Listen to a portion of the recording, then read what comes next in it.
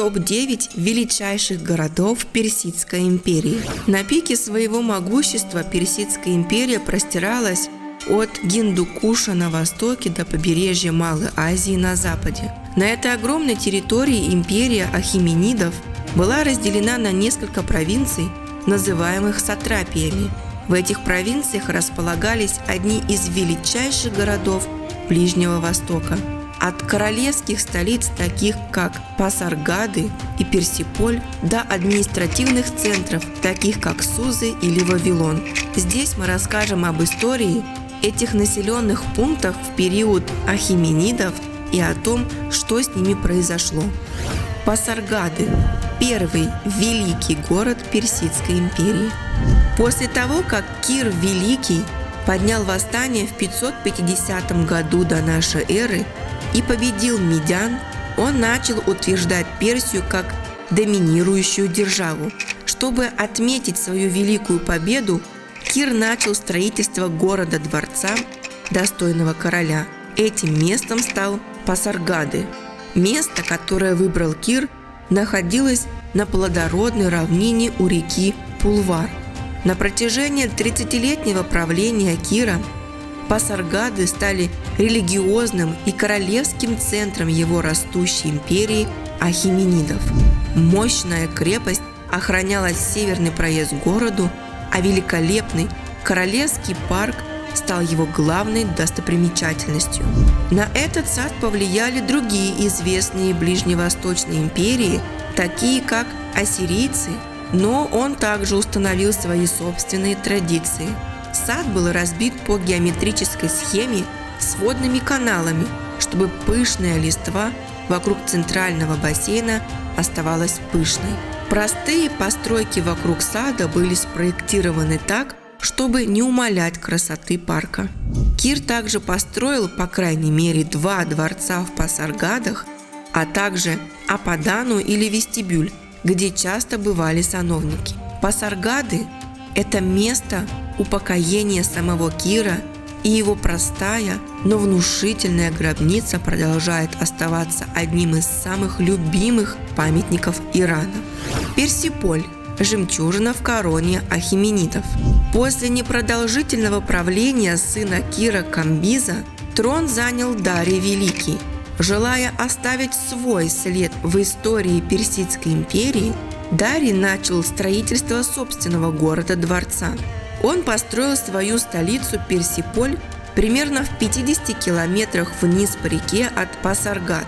После начала строительства в 518 году до нашей эры Персиполь быстро стал новым королевским эпицентром Персидской империи. Вокруг самого города возникло сообщество ремесленников и строителей, которые работали над созданием впечатляющего комплекса в тени гор. Дарий построил в Персиполе могучий дворец и большую Ападану. Этот огромный зал, должно быть, был впечатляющим зрелищем для сановников, которые прибыли со всей империи, чтобы отдать дань уважения Дарию. Эти послы изображены на детальных барельефах, которые сохранились до наших дней. Персиполь продолжал расширяться после смерти Дария. Его сын Ксеркс I построил на этом месте свой дворец, намного больше, чем дворец его отца. Ксеркс также возвел врата всех наций и завершил королевскую сокровищницу. Все преемники Ксеркса добавили в город свои памятники, но в 331 году до нашей эры Александр Великий вторгся в империю Ахеменидов и сравнял с землей Персиполь. Сузы – административный центр Персидской империи. Одним из старейших городов Ближнего Востока Сузы, возможно, были основаны еще в 4200 году до нашей эры. На протяжении веков он был столицей эламитской цивилизации и за свою долгую историю несколько раз был захвачен. В 540 году до нашей эры Кир взял под свой контроль древний город. После смерти Кира его сын Камбиз назвал Сузы своей столицей. Когда Дарий взошел на престол, Сузы оставались предпочитаемым королевским убежищем Дария. Дарий руководил строительством нового, грандиозного дворца в Сузах. Для его постройки Он собирал лучшие материалы по всей Персидской империи. Использовались вавилонские кирпичи, древесина кедра из Ливана, золото из Сард и черное дерево, слоновая кость и серебро из Египта и Нубии.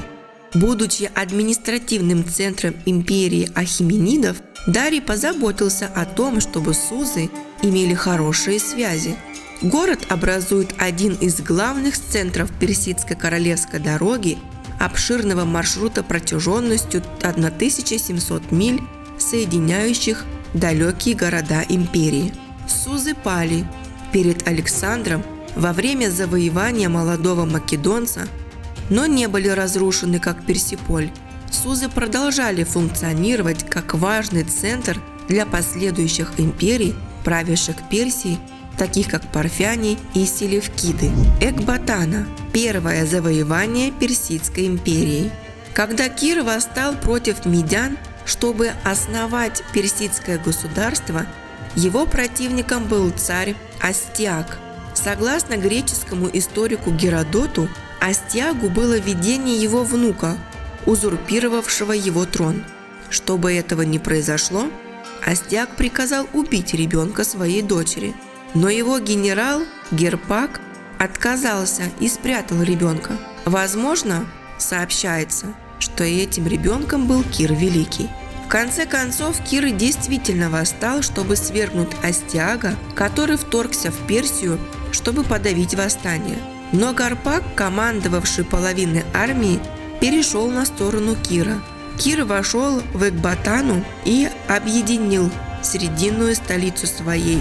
Экбатана остается одним из самых важных городов Персидской империи на время правления ахеменидов.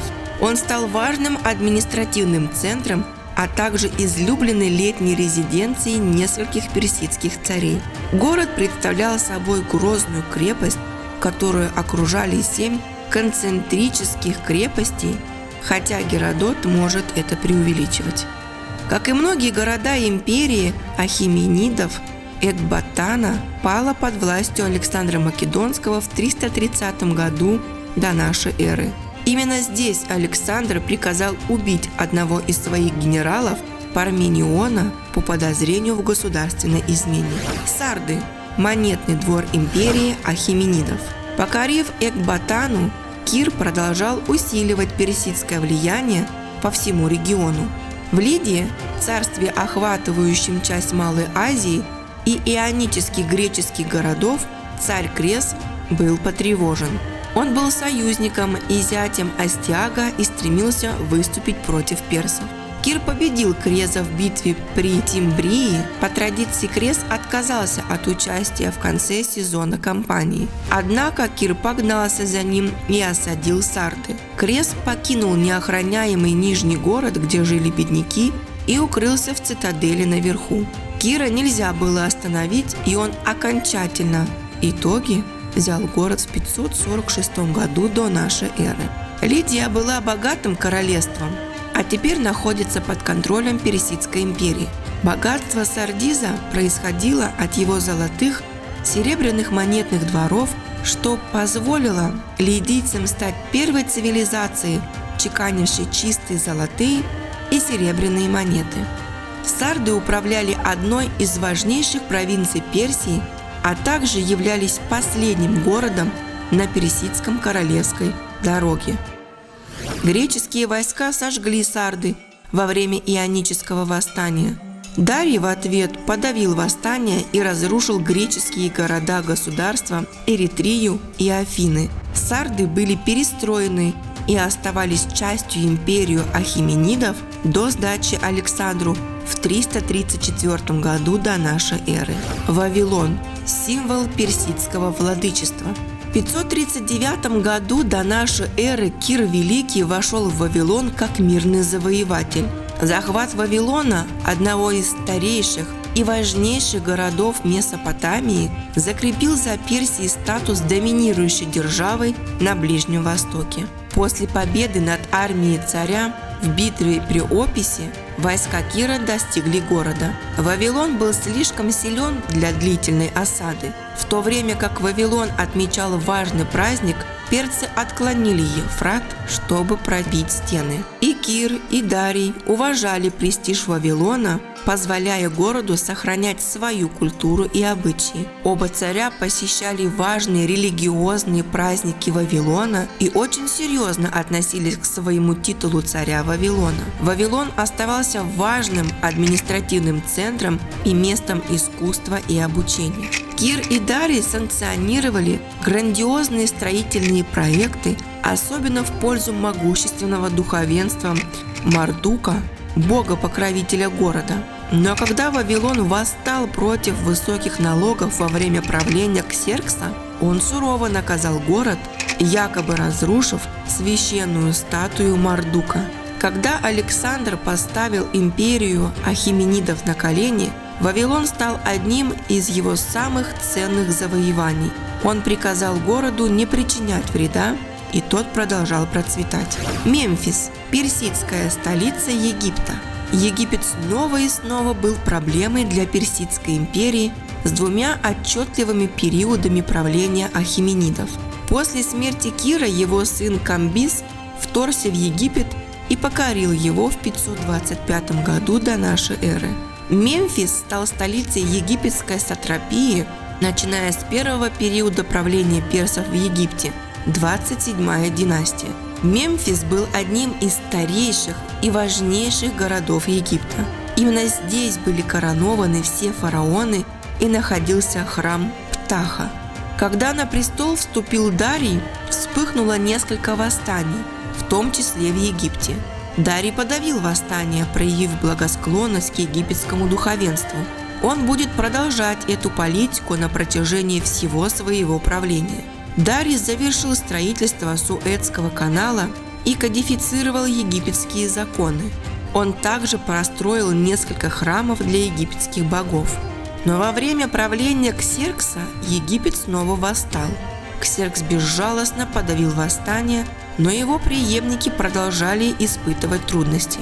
27-я династия была свергнута в 405 году до нашей эры во время правления Артаксеркса II египтянином по имени Нектонеп II, объявившим себя фараоном.